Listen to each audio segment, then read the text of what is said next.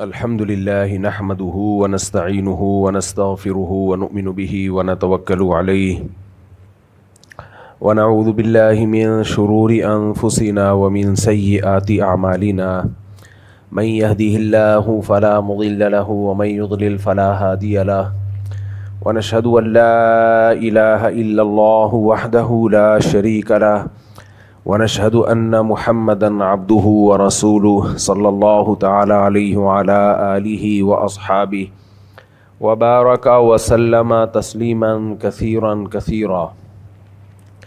أما بعد فأعوذ بالله من الشيطان الرجيم. بسم الله الرحمن الرحيم.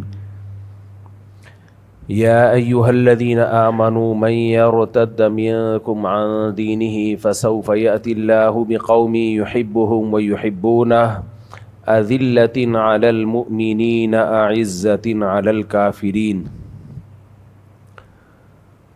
قرآن مجید کی ایک آیت تلاوت کی ہے. اللہ تعالیٰ سے دعا ہے اللہ تعالیٰ صحیح طرح سے بات کہنے کی، سننے کی، سمجھنے کی اور پھر ہم سب کو اس پر عمل کی اللہ توفیق عطا فرمائے.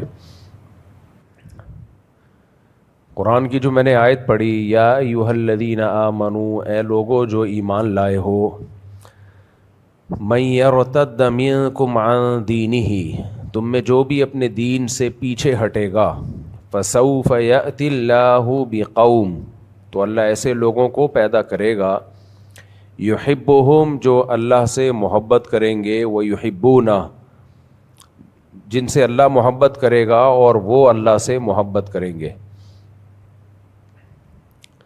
یجاہدون فی سبیل اللہ، اللہ کے راستے میں جہاد کریں گے، ولا یخافون لومۃ لائم، اور اللہ کے بارے میں کسی ملامت کرنے والے کی پرواہ نہیں کریں گے. اس آیت میں اللہ نے ایک طرح کی دھمکی دی ہے، من یرتد منکم عن دینہ، جو بھی اپنے دین سے پیچھے ہٹے گا. ارتداد کا مطلب دین چھوڑ دینا، یہ پیچھے ہٹنا. آپ نے یہ لفظ سنا ہوگا نا، رد کر دیا. رد کا معنی لوٹا دیا، ریجیکٹ کر دیا، اور ارتداد پیچھے کو ہٹ گیا، خود ریجیکٹ ہو گیا، باب افتعال.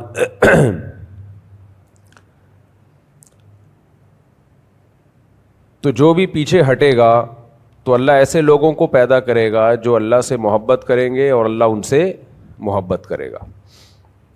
یہ جو پیچھے ہٹنا ہے دین سے، اس کے مختلف درجات ہوتے ہیں.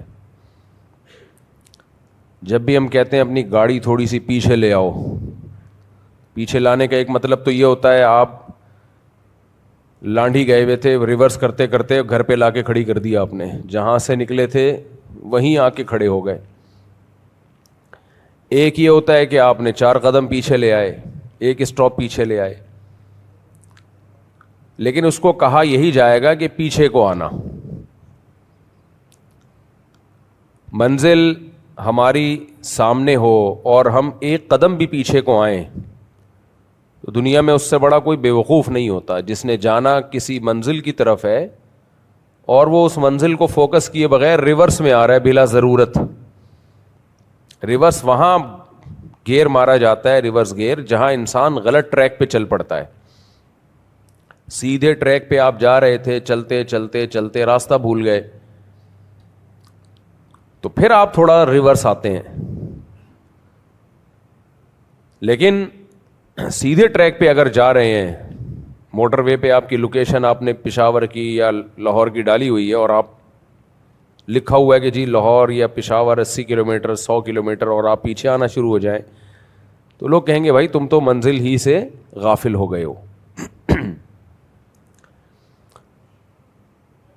تو اللہ تعالیٰ نے ہم سب کو پیدا کیا، ہماری ایک منزل بنائی ہے.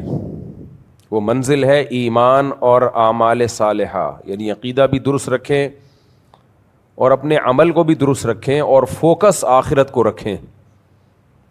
یہ رہنا نہیں ہے یہاں، مرنا ہے، جانا ہے یہاں پہ. بہت جنازے آپ نے بھی دیکھ لیے، ہم نے بھی دیکھ لیے. ذرا تھوڑا سا تصور کر لیں، جب سے ہم بالغ ہوئے ہیں، عقل و شعور ہم نے سنبھالا ہے، اس وقت سے کتنے جنازے دیکھ لیے ہوں گے، کتنی لاشیں خود اٹھائی ہوں گی ایکسیڈنٹ میں، حادثات میں، کتنے لوگوں کو خود مرتے ہوئے دیکھا. مجھے یاد ہے میرا چھوٹا بیٹا بالکل چھوٹا سا, اس کو زیادہ شعور نہیں تھا, تو یہاں جنازہ آیا, بہت پرانی بات ہے. تو اس بیچارے کو کیا پتا میت کیا ہوتی ہے, جنازہ کیا ہوتا ہے. تو اس نے دیکھا کوئی صاحب لیٹے ہوئے ہیں کفن میں اور نماز پڑھی جا رہی ہے, نہ ہل رہے ہیں نہ جل رہے ہیں. تو گھر میں مجھے آ کے کہنے لگا, ابو آج میں نے ایک مرے ہوئے انکل کو دیکھا ہے. یعنی اس کا خیال ہے انکل تو ہیں لیکن یہ تو ہل بھی رہے نا, کچھ بھی نہیں کر رہے, تو یہ شاید مرے ہوئے ہیں. تو مجھے کہنے لگا آج میں نے چلتے پھرتے انکل تو بہت دیکھے, ایک انکل مرے ہوئے دیکھے ہیں. تو اس کی بات پہ تعجب اس لیے ہوا کہ جو مر جاتا ہے اس کو انکل نہیں کہا جاتا. جو مر گیا اس کو یہ نہیں کہا جائے گا مرے ہوئے انکل, مری ہوئی انٹی, مرے ہوئے چاچو, مرے ہوئے خالو. کسی کے خالو یہ سن کے نہ مر جائیں. مرے ہوئے ماموں, مرے ہوئے پھپھا, مرے ہوئے ابو. تو مرے ہوئے کو یہ نہیں کہا جاتا, اس کے سارے القاب اس سے چھین لیے جاتے ہیں. تو میت ہے, میت کب آئے گی, میت کا جنازہ. آپ نے یہ نہیں دیکھا ہوگا کہ جو مرا ہوا ہو اس کو کہا جائے ماموں کو لے آؤ, پھپھو کو یہاں لے آؤ. نا بھائی, میت کو, پھپھو کی میت کو یہاں لے آؤ, خالو کی میت کو یہاں لے آؤ, والد کی ابو کی میت کو یہاں لے آؤ, دادا کی میت کو یہاں لے آؤ. تو جب ایک ٹریک ہے, سب نے مرنا ہے. مسلمان اپنی منزل سیدھی رکھتا ہے, اسے پتہ ہے کہ میں نے آخرت کے لیے بنا ہوں, میں دنیا کے لیے بنا ہی نہیں ہوں. اس وقت دنیا میں جو سب سے زیادہ جس چیز نے انسان کو تکبر میں اور اللہ سے غفلت میں ڈالا ہے وہ ترقی ہے. وہ پاگل ہو گیا ترقی کر کر کے, سن کے وہ سمجھ رہا ہے کہ بس یہی ہے. اور وہ اس دنیا کی ترقی کو دیکھ رہا ہے, اپنی حیثیت کو نہیں دیکھ رہا. دنیا ترقی کر رہی ہے میرے بھائی, لیکن سائنسدان ترقی نہیں کر رہے. وہ ترقی کے بعد بھی مر جاتے ہیں. جو ترقی کروانے والے ہیں وہ دنیا کو آگے چھوڑ کے خود پیچھے چلے جاتے ہیں. تو جس دنیا ترقی تو انسان کو کرنی چاہیے تھی نا, اور انسان کی حقیقی ترقی اس وقت تک ہو نہیں سکتی جب تک وہ موت کو آگے نہ دھکیل دے. میں سمجھا پا رہا ہوں اپنی بات؟ دیکھو, دو ترقیاں, ایک ہے اس دنیا کی ترقی, ایک ہے انسان کی ترقی. انسان تو ویسا ہی ہے, پہلے عمریں زیادہ لمبی ہوتی تھیں, اب عمریں کم ہو گئیں. تو دنیا کو آپ ترقی دے رہے ہیں. اس کی اور آسان مثال دیتا ہوں میں. آپ نے اپنے لیے گھر بنایا, گاڑی بنائی, لوگ کہیں گے آپ ترقی کر رہے ہیں. آپ کا پہلا گھر تھا, بوسیدہ گھر تھا, اس کو تھوڑا آپ نے کشادہ کر لیا. کچن کو توڑ کے آپ نے ریپیئر کر کے اچھا کچن بنا لیا. واش روم بھی خراب سا واش روم تھا, اس میں بڑے لگژری آپ نے نلکے شلکے لگا دیے. تو آپ مجھے بتاؤ, آپ ترقی کر رہے ہو یا آپ کا گھر ترقی کر رہا ہے؟ بولو نا. گھر ترقی کر رہا ہے. ٹینک اچھا بنوا لیا آپ نے, گھر میں ایئر کنڈیشن لگوا دیا, سولر پلیٹیں لگا کے بیڑا غرق کر دیا اپنے پیسوں کا آپ نے, کیونکہ گورنمنٹ نے اسکیم کیا کر دی, چینج کر دی. کیونکہ حکومت بھی کھیلتی ہے لوگوں کے ساتھ. پہلے پلیٹیں بکوائیں لوگوں کو لالچ دے کے, پھر یونٹی اتنے گرا دیے ہیں کہ کس قدر ضلالت ہے آپ اندازہ لگاؤ. تبھی لوگوں کا اعتماد ہٹتا ہے ان لوگوں پہ. کس قدر لوگوں کے ساتھ کھیلتے ہیں یہ لوگ. بد دعائیں جو پڑتی ہیں تو بلا وجہ نہیں پڑتی ہیں. دنیا میں کہیں ایسا نہیں ہوتا کہ آپ لوگوں کو ایک لالچ دو, یہ تو معاہدے کی خلاف ورزی ہے. آپ لوگوں کو ایک لالچ دو اور لوگ دھڑا دھڑ سولر پلیٹیں خرید لیں, اور اس کے بعد آپ کہو کہ یونٹ ہم نے کم کر دی ہیں, جبکہ آپ کو پتہ ہے لوگ لاکھوں روپے لگا چکے ہیں. کوئی بات نہیں, مجھے پتہ ہے غم کیوں نہیں ہوتا, آخرت ہے نا. خدا کی قسم, آخرت کا تصور سارے غموں کو زیرو کر دیتا ہے, سارے غموں کو زیرو کر دیتا ہے. آخرت نہ ہوتی تو میں مر چکا ہوتا ویسے ہی. کیوں مر چکا ہوتا ہے آپ سب کو پتہ ہے. آخرت کا تصور نہ ہوتا, ہم سب ڈپریشن سے پاگل ہو چکے ہوتے. دیکھو آخرت کا تصور نہیں ہے جاپانیوں میں، سب کچھ ہو کے بھی خودکشیاں کرتے ہیں، سارے نہیں کرتے، بہت سے لوگ کرتے ہیں. تو ہمارے ہاں آخرت کا تصور ہے، اور صرف تصور نہیں ہے، ہمیں اتنا یقین ہے کہ موت کے بعد زندگی ہے. اللہ نے اس مسئلے کو بہت کلیئر کر دیا ہمارے سامنے، اتنا کلیئر کر دیا ہے کہ اب بہت ساری چیزوں کو انسان، وہ غم ہے بھی نہیں اصل میں، وہ تو نعمتیں ہی میں ڈوبے ہوئے ہم لوگ. لیکن جب آخرت نہیں ہوتی نا سامنے، تو کوئی نعمت تھوڑی سی کم ہو جائے اس پہ بھی پاگل ہو جاتا ہے انسان. غم ورنہ ہم لوگوں کی زندگی میں کہاں ہے بھائی، کھا رہے ہیں پی رہے ہیں. ہمارے غم یہ ہوتے ہیں کہ دوسرے کو دیکھ دیکھ کے جلنا. آج کل جو مارکیٹ میں غم چل رہا ہے وہ کیا چل رہا ہے؟ صبح اس کو پراٹھے مل رہے ہیں کم وقت کو، دوپہر کھانا بھی مل رہا ہے، رات کھانا بھی مل رہا ہے، شام کی چائے بھی مل رہی ہے، رات کو سونے کے لیے جگہ بھی ہے، پھر بھی ٹینشن میں ہے. کیوں؟ دوسروں کو دیکھ رہا ہے، ابے اس نے تو یہ بھی لے لیا، وہ تو وہ بھی کر لیا، وہ تو آن لائن بزنس بھی شروع کر دیا، وہ تو جس کام میں ہاتھ ڈالے چمتکار ہو جاتی ہے. تو کوئی بات نہیں یار، مر جاؤ گے ختم، جو آگے نکل گیا وہ مر کے کہاں جائے گا. یار آپ لوگ بول لیا کرو میرے بھائی، جو آپ سے آگے نکل گیا تو کہاں جائے گا؟ آ رہے ہیں قبرستان میں ملاقات ہونے والی ہے، کوئی ٹینشن کی بات نہیں ہے. لوگ موت کو غم سمجھتے ہیں، حالانکہ موت غم بھلانے کا سب سے بڑا ذریعہ ہے. لوگ سمجھتے ہیں موت سب سے بڑی ٹینشن ہے. بھائی صاحب موت نہ ہوتی تو ہم ٹینشن سے مر جاتے، مرتے نہیں کیونکہ موت نہ ہوتی، لیکن پاگل ہو جاتے. تو یہ تو اللہ کا بڑا فضل ہو گیا، اللہ نے ہمیں بتا دیا تم مر کے مٹی نہیں ہو جاتے. حضرت علی رضی اللہ تعالی عنہ سے کسی نے پوچھا، دیکھو بعض صحابہ ایسے تھے جن پہ خوف کا بڑا غلبہ تھا. حضرت ابو بکر، حضرت عمر یہ کہا کرتے تھے کاش ہم پیدا ہی نہ ہوتے. جو اہل اللہ ہے نا ان پر اللہ کے، کسی پہ اللہ کے خوف کا غلبہ ہوتا ہے، کسی پہ اللہ کی محبت کا غلبہ ہو جاتا ہے. تو حضرت ابو بکر سے یہ منقول ہے، وہ کہتے کاش میں گھاس کا تنکا ہوتا، کاش، یعنی اللہ کے سامنے کھڑے نہ ہونا پڑتا.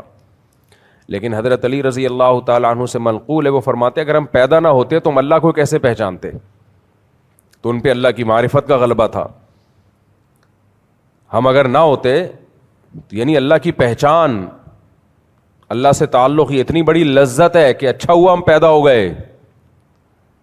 دیکھو یہ پوری کائنات جو بنی ہے نا، یہ وہ میں گھر والی مثال سے ہٹ نہ جاؤں، مجھے یاد دلانا. گھر کا میں نے واش روم ٹھیک کروا دیا تھا اور کچن ٹھیک کروا دیا تھا. کیا کیا رہ گیا تھا؟ 2-3 چیزیں رہ گئی تھیں، وہ بھی ٹھیک کرواتا ہوں میں انشاءاللہ. تو لیکن ٹھیک کروا کے آپ خوش نہ ہو پھر آپ کو ماروں گا. آپ سمجھ رہے ہیں سب کچھ ٹھیک ہو جائے گا بھائی، ابھی پھر اس کے بعد جس نے بنایا ہے اس کو ماروں گا میں. وہ مثال میں انشاءاللہ کمپلیٹ کروں گا. تو کیا مثال چل رہی تھی ابھی جو؟ ہاں حضرت علی رضی اللہ تعالیٰ عنہ کی مثال دے رہا تھا میں. حضرت علی رضی اللہ تعالیٰ عنہ فرماتے تھے، ان سے منقول ہے کہ ہم پیدا نہ ہوتے تو اللہ کی معرفت، پہچان کیسے ہوتی.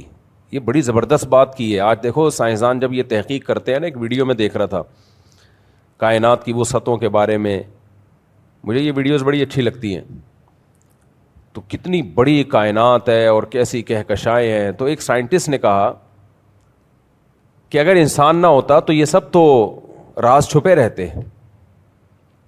کون کہتا کہ اسے کیوں بنایا گیا ہے، کس مقصد کے لیے بنایا گیا. اتنی بڑی کائنات جس کے رازوں سے پردے اٹھ رہے ہیں، تو کوئی تو ہو جو سبحان اللہ کہنے والا ہو. یہ اس کی بات کو میں اپنے الفاظ میں بیان کر رہا ہوں. اس نے سبحان اللہ الحمدللہ نہیں کہا، وہ تو صلو علی الحبیب والے بھی نہیں تھے.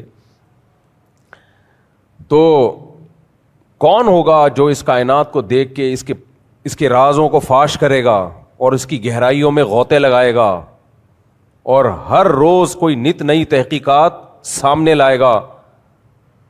تو جانوروں میں تو یہ کچھ بھی نہیں ہے، وہ تو پیدا ہوئے مر گئے ختم. تو اس سے اس حدیث کی تائید ہوتی ہے. وہ حدیث تو کمزور ہے، ضعیف ہے، لیکن اس کا مفہوم درست ہے، قرآن سے ثابت ہے اس کا مفہوم. کنت کنزا مخفیا، اللہ کہتے ہیں میں چھپا ہوا خزانہ تھا، میں نے چاہا کہ میں ظاہر ہو جاؤں، اس لیے اللہ نے انسان کو پیدا کیا. یعنی اللہ نے جو کائنات بنائی، اپنی طاقت، اپنی قدرت، اپنے کمالات، کوئی اس کے کمالات کو پہچاننے والا تھا کیا؟ فرشتے تو اللہ کو دیکھ رہے ہیں, ان کو اس مادی حقیقت کو تھوڑی پتہ ہے کیا کیا کمالات ہیں. بھائی وعلم آدم الاسماء کلھا, اللہ نے اس زمین کی جتنی بھی مادی اشیاء ہیں ان کے حقائق آدم علیہ السلام کے سامنے کھولے ہیں, فرشتوں کے سامنے نہیں کھولے, ان کو پتہ ہی نہیں ہے, ان میں یہ صلاحیت ہی نہیں ہے. تو انسان ہے جو یہاں چیزوں کو دیکھ کے حیران ہوتا ہے, بھائی یہ کیسے, یہ کیسے, یہ کیسے, یہ کیسے, تو وہ پھر بنانے والے کی تعریف کرتا ہے. کوئی بھی دنیا میں مینوفیکچرر کمپنی ہو یا کوئی بنانے والا ہو, وہ اپنی بنی ہوئی پروڈکٹ سے پہچانا جاتا ہے. دیکھو جو نظر آ رہا ہو وہ دیکھ کے پہچانا جاتا ہے, جو نظر نہ آ رہا ہو وہ ان چیزوں سے پہچانا جاتا ہے جن چیزوں کو اس نے. میں جملہ جان کر ادھورا چھوڑتا ہوں تاکہ آپ اس کو کمپلیٹ کر لیں. جو بنانے والا ہوتا ہے اور نظر نہ آ رہا ہو تو ہمیں وہ اپنی بنی ہوئی چیزوں سے پہچانا جاتا ہے. پولیو کی ویکسین جس نے بنائی اور جس نے پوری دنیا میں پھیلائی نا, پوری دنیا اس کو سلام کرتی ہے, پوری دنیا اس کو سلام کرتی ہے کہ اس نے انسانیت کی بڑی خدمت کی, سوائے پاکستانیوں کے, سوائے پاکستانیوں کے. تو بہت سارے کام الحمدللہ ہمارے یہاں ایسے ہیں کہ وہ سازش ہر چیز کو, کیونکہ ہم نے جن حکمرانوں کو اکثر کو دیکھا کہ وہ سازشی ہیں, تو ہمارا سسرال کو دیکھا وہ سازشیں کرتا رہتا ہے ہمارے خلاف. سسرال والوں نے اپنے سسرال کو دیکھا کہ وہ سازشیں کرتا رہتا ہے. امام نے کمیٹیوں کو دیکھا کہ میرے خلاف سازشیں کرتی رہتی ہیں. کمیٹیوں نے امام کو دیکھا یہ مسجد پہ قبضہ کرنے کے چکر میں ہمارے خلاف سازشیں کر رہا ہے. باس کو دیکھا, اپنے امپلائیز کو دیکھا, آپ کے جو ساتھ تھے ان کو دیکھا کہ وہ آپ کے خلاف دفتر میں سازشیں کر رہے ہیں, آپ کی ٹانگیں کھینچ رہے ہیں, اور باس کے سامنے آپ کی برائیاں کر رہے ہیں, آپس میں بھی برائیاں کر رہے ہیں. جب آپ سامنے بیٹھتے ہیں تو ایسا لگتا ہے اس سے زیادہ کوئی نیک دنیا میں پیدا ہوا ہی نہیں ہے. تو ہر جگہ آپ کو اسٹیبلشمنٹ کو آپ نے دیکھا, الیکشن میں کون کھڑا ہو رہا ہے, جتوا کس کو رہا جا رہا ہے, ٹھیک ہے نا. ایسی جگہ سے لوگ جیت رہے ہیں جہاں سے کھڑے ہوا ہی نہیں. اچھا, پھر سیاستدانوں کو دیکھا ایک دوسرے کی ٹانگیں کھینچ رہے ہیں, سازشیں کر رہے ہیں. اسٹیبلشمنٹ کو جب اپنی باری آتی ہے تو باپ بناتے ہیں, جب اپنا مسئلہ نہیں ہوتا تو پھر وہی سب سے ملک دشمن بن جاتی ہے, وغیرہ وغیرہ وغیرہ وغیرہ وغیرہ. اس پہ بولنے کے لیے بہت کچھ ہے. تو اتنی سازشیں پاکستانیوں نے دیکھی ہیں, اتنا کچھ دنیا میں دیکھا ہے. اب تو سڑک بن رہی ہوتی ہے, ایسا لگتا ہے کہ کیا ہے, سازش ہے. اچھا کام بھی ہو رہا ہوتا ہے, یہ کیا لگتا ہے, گٹر کے ڈھکن لگ رہے ہیں, لگتا ہے یہ بہت بڑی گیم کھیلی جانے والی ہے. ہمارے گیم اصل میں یہ گیم مذکر لفظ ہے اردو میں, یہ پنجاب میں جا کے مؤنث ہو گیا. ایسا لگتا ہے بہت بڑا گیم کھیلا جانے والا ہے ہمارے ساتھ. گٹر کے ڈھکن لگ رہے ہیں, اس کا مطلب ٹینٹ کچھ ہونے والا ہے, ٹھیک ہے. یعنی کوئی تھوڑا سا ہمیں منہ میں مٹھائی دے کے خوش کیا جا رہا ہے بڑے زہر کے انجیکشن کے لیے. بعض دفعہ دیکھو قرآن میں آتا ہے نا, سنستدرجہم من حیث لا یعلمون. جتنی پچھلی قوموں پہ عذاب آیا ہے وہ جب ان پہ شروع میں آزمائشیں آتی تھیں وہ پھر بھی نہیں سدھرتے تھے, تو پھر اللہ ان کو ترقی دیتا تھا کہ ٹھیک ہے اب پھر غافل ہو جاؤ, پھر ایک ہی دفعہ میں ماروں گا. تو حکومت کچھ اچھے کام کر رہی ہوتی ہے, ہمیں ایسا لگتا ہے اب اس بڑی چپت لگانے والے, اب ہمیں 2-4 ڈھکن وکن لگا کے اب کچھ بہت بڑا گیم کھیلا جانے والا ہے ہمارے ساتھ. تو پیٹرول سستا ہو جائے تو لگتا ہے کہ اب ڈبل مہنگا ہوگا. کیا خیال ہے بھائی؟ میں نہیں کہہ رہا ایسا ہوگا, مجھے نہیں پتا. ڈالر اگر اوپر نہیں جا رہا, لگتا ہے کہ اب کچھ اور ہونے والا ہے, کچھ اور اوپر جا رہا ہے جو بتا نہیں رہے. تو ہم نے منفی چیزیں اتنی دیکھی ہیں. کوئی آپ سے تمیز سے بات کر رہا ہو, لگتا ہے پیسے مانگنے والا ہے آپ سے, تھوڑی دیر میں آپ سے کیا مانگے گا, ورنہ کون تمیز سے بات کرتا ہے بھائی آج کل. تو ہر وقت منفی چیزیں اتنی زیادہ ہم دیکھ چکے ہیں کہ اب ہمیں ہر چیز میں سازش کی بولو بو آتی ہے. تو پھر وہ جو بڑی طاقتیں وہ تو ہیں ہی ہمارے خلاف سازشی, تو اب ان کے کچھ کام اچھے بھی ہوتے ہیں تو ہمیں کیا لگتے ہیں, سازش. تو یہ ہمارا قصور نہیں, ہم جس ماحول میں پیدا ہوئے بڑے ہوئے تو وہ اسی ٹائپ کا ماحول ہے. تو اس لیے اب اس کو آہستہ آہستہ ہی ٹھیک ہوگا, یہ یعنی اور خراب ہوگا, یعنی استغفر اللہ, ٹھیک ہوگا. تو خیر ہم اپنے ٹاپک کی طرف آتے ہیں, کہیں اور چلے گئے. تو تو اس کائنات کو جو اللہ نے بنایا ہے، اللہ تو ہمیں نظر نہیں آتا، تو اس نے بنا کے دکھا دیا کہ میں کیسا ہوں. تو اگر انسان نہ ہوتا کون پہچانتا ان چیزوں کی ڈیپ میں، کون جاتا بھائی، کون ان رازوں سے پردے اٹھاتا. کیسے کمالات ہیں ایک ایک چیز میں. کچھ چیزوں تو قرآن نے بیان کی ہیں، کچھ چیزیں قرآن نے کہہ دیا مما لا یعلمون. بہت سی چیزیں ایسی ہیں جو تم ابھی نہیں جانتے، یعنی بعد میں جان لو گے تم، اس وقت نہیں جانتے تھے جب قرآن نازل ہو رہا تھا. تو اب اتنا کچھ اس اللہ نے بنا دیا، تو اس اللہ کو پہچاننا. سیدنا علی رضی اللہ عنہ فرماتے تھے ہم پیدا نہ ہوتے تو ہمیں کیسے پتہ چلتا کہ اللہ کیسی ذات ہے وہ. تو میں وہ مثال دے رہا تھا گھر کی کہ انسان تو دنیا ترقی کر رہی ہے، انسان ترقی کر نہیں سکتا. دنیا ترقی کر رہی ہے، انسان میں ترقی کے خلاف نہیں ہوں، کہیں آپ مجھے سمجھیں کہ ترقی کا جو کانسیپٹ اسلام میں ہے وہ کئی بار میں بیان کر چکا ہوں. اس ترقی کو آخرت کا ذریعہ بنایا جائے. اگر وہ ترقی آخرت کا ذریعہ ہے تو ٹھیک ہے، نہیں ہے تو پھر وہ بیکار ہے. ایسی تو فرعون نے بڑی ترقی کی ہے بھائی. اور اس ترقی کو ان حدود میں رکھا جائے جو حدود اللہ اس کے رسول صلی اللہ علیہ وسلم نے بتائی ہیں، پھر وہ ترقی نعمت ہے. تو ترقی کی مثال دے رہا تھا. گھر کوئی شخص ٹھیک کر رہا ہے تو گھر ترقی کر رہا ہے کہ نہیں کر رہا. اچھے نلکے لگا دیے اس نے، باہر صفائی کروا دی اس نے، تو لیکن پتہ چلا کہ جی اس کو تو کینسر ہے. جب گھر مکمل ہو گیا تو آپ کو کیا پتہ چلا کہ جو گھر بنانے والا ہے اس کو بہت خطرناک کینسر، آخری اسٹیج پہ چل رہا ہے وہ کینسر. تو لوگ کیا کہیں گے، آپ کے گھر نے ترقی کی ہے یا آپ نے ترقی کی ہے؟ بولو نا. گھر نے ترقی کی ہے، آپ نے تھوڑی کی ہے. اس کا فائدہ اس کو ہوگا جب آپ کے مرنے کے بعد کوئی دوسرا آئے گا اس گھر میں، لیکن اس کو بھی فائدہ نہیں ہوگا. اس لیے کہ ہو سکتا ہے اس کو بھی کچھ وقت کے بعد جا کے پتہ چلے کہ جی ٹی بی ہے اس کو، یا اس کو کینسر سے بھی ایڈز ہو گیا، اس کو کینسر سے بھی زیادہ خطرناک کوئی بیماری ہو گئی ہے، وغیرہ وغیرہ. آپ کہہ سکتے ہیں ساری دنیا کو کینسر تھوڑی ہے. دیکھو یہ تو ہم کمپیئر کر رہے ہیں نا ایک دوسرے کے ساتھ کہ اس کو کینسر ہے اس کو نہیں ہے. بھائی کمپیئر کیوں کر رہے ہو؟ ہم دنیا میں ترقی اپنی ترقی کے لیے کرتے ہیں، لیکن ہماری ترقی کی راہ میں سب سے بڑی رکاوٹ موت ہے. کینسر نہیں ہوگا تو ایکسیڈنٹ سے مر جاؤ گے، ایکسیڈنٹ نہیں ہوگا شوگر سے مر جاؤ گے، شوگر نہیں ہوگا ہارٹ اٹیک سے مر جاؤ گے، ہارٹ اٹیک نہیں ہوگا کچھ اور بیماری ہوگی، بخار سے مر جاؤ گے. میں نے ایسے لوگ بھی دیکھے ہیں ہٹے کٹے میرے دوستوں میں، ایسے صحت مند، صرف ایک فیور آیا، بخار آیا ہے، نکل لیے. میرے پاس فون آیا مفتی صاحب آپ کے فلاں دوست کا انتقال ہو گیا. کتنی عمر تھی ان کی؟ 30 سال، جوان. بھائی کیا ہوا یار؟ ابھی پچھلے ہفتے تو ملاقات ہوئی ہے، وہ جی بخار آیا تھا وہ بگڑ گیا، بس اسی میں انتقال ہو گیا. بھائی کیسے بگڑ گیا یار؟ اتنی زبردست اینٹی بائیوٹک آج کل ایجاد ہو چکی ہیں، بخار کی 20 قسمیں ایجاد ہو چکی ہیں. نہیں بھائی ابھی تو ملے تھے. آپ نے کئی دفعہ سنا نہیں ہوگا یار پچھلے ہفتے تو میری ملاقات ہوئی تھی. تو یہ سارے مسائل سائنسدانوں کے ساتھ بھی ہیں، جو ترقی کروا رہے ہیں ان کے ساتھ بھی ہے، جو کمپنیاں ہیں ان کے مالکان کے ساتھ بھی ہیں. تو ترقی ترقی ترقی ترقی کا بھوت سوار ہو گیا ہماری کھوپڑی شریف پہ، اور لوگ جو بنانے والا ہے اس سے غافل ہو چکے ہیں. اس کی دی ہوئی نعمتوں کے ذریعے تو ترقی کر رہے ہیں. کوئی ایک چیز مجھے ایسی بتاؤ. ایک طالب علم نے سوال پوچھا تھا نا کسی پروفیسر سے کہ جب ساری ترقیاں ہم خود کر رہے ہیں، انسان اتنا آگے جا چکا ہے تو ہم خدا کو کیوں مانیں، کیوں اس کی عبادت کریں، کیوں اس کے احکامات کو فالو کریں؟ خدا نے معاذ اللہ کیا دیا ہے ہمیں؟ اللہ نے تو ایسی زمین اٹھا کے دے دی تھی.